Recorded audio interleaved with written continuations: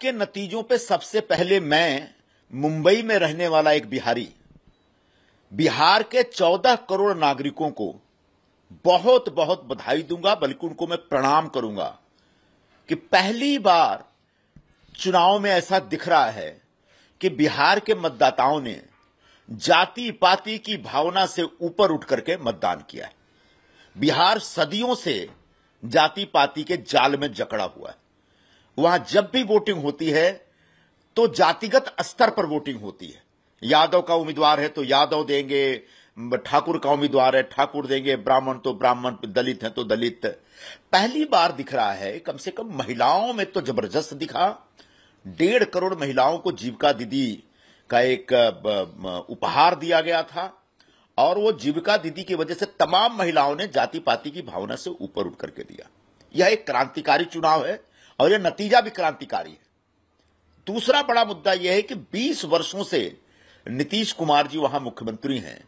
20 वर्ष के बाद भी अगर प्रो कम्बेंसी वोटिंग होती है, मतलब नीतीश कुमार का काम जबरदस्त है। उन्होंने चुनाव प्रचार के दरमियान जिस तरीके से जाके लोगों के समक्ष कहा कि मैंने अपने लिए कुछ नहीं किया 20 वर्षों में, मुझे लगता है वो एक बहुत ही एक करंट की तरह लोगों के बीच गया। और यही वजह है कि आज लालू यादव, उनकी पूरी पार्टी खत्म होती हुई दिख रही है। संभवतः उनके दोनों बेटे हारते हुए दिख रहे हैं। क्यों ऐसा हुआ? क्योंकि लालू यादव को जब 15 वर्षों तक सत्ता मिली थी, तब उन्होंने पूरे बिहार को बर्बाद कर दिया था। जंगल राज तो बहुत एक ठीक है, कानून और व्यवस्था को बर्बाद कर दिया था, ये तो सबको पता है। लेकिन जिस तरीके से पूरे बिहार को जाति जाति में बांट दिया था और जिस तरीके से जातियों के आधार पर वो नफरत फैला रहे थे, जिस तरीके से सवर्ण बनाम पिछड़ा वर्ग कर दिया था उनने, और अपहरण की घटनाएं धुआंधार हो रही थी, वो अपने आप में एक उद्योग बन गया था। लोगों का काम धंधा नहीं हो रहा था, एक कानून व्यवस्था खत्म, गुंडागर्दी का राज था, महिलाएं घर से बाहर नहीं निकल पाती थी। ऐसे में आज वो जनरेशन, वो नौजवान जिसके ऊपर लालू यादव का बेटा बहुत डिपेंड कर रहे थे कि वो युवा वर्ग हमको वोट देगा, वो नौजवान जिसने लालू यादव की सत्ता नहीं देखी थी, उसको भी, उसके अंदर भी डर पैदा था कि अगर लालू यादव नहीं, उनका बेटा भी चुन के आ गया तो फिर से बिहार के कानून और व्यवस्था बर्बाद हो जाएगी। तो बिहार में कानून व्यवस्था की स्थापना, महिलाओं का सक्षमीकरण और पूरे पिछड़े वर्ग को, जो अति पिछड़ा वर्ग था, उसको मुख्य धारा में लाना, और उसके बाद बिहार का जो विकास हुआ है, जो इंफ्रास्ट्रक्चर का जो विकास हुआ है, जबरदस्त हुआ है। तो उन सब चीजों का नतीजा यह है कि ऐसा एक अप्रत्याशित मैंडेट एनडीए को मिला है। प्रधानमंत्री नरेंद्र मोदी जी का चेहरा तो बहुत ही आश्वासक चेहरा है। उनका चेहरा देख करके तो लोग वोट देते ही देते हैं, लेकिन उनके चेहरे के साथ साथ नीतीश कुमार का जो कामकाज था, उसके ऊपर बिहार के मतदाताओं ने मुहर लगाई।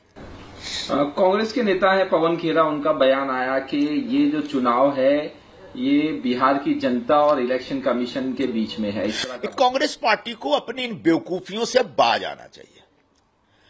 ये जो राहुल गांधी जी बार बार कहते हैं कि वोट चोरी हो रही है, वोट चोरी है, उसका आधार क्या है?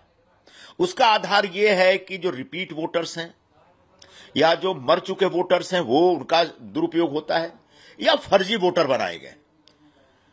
अब एसआईआर की प्रक्रिया के माध्यम से, जिसका विरोध ये खुद कर रहे थे, एसआईआर की प्रक्रिया के माध्यम से बिहार में मतदाता सूचियों का एक जबरदस्त शुद्धिकरण हुआ।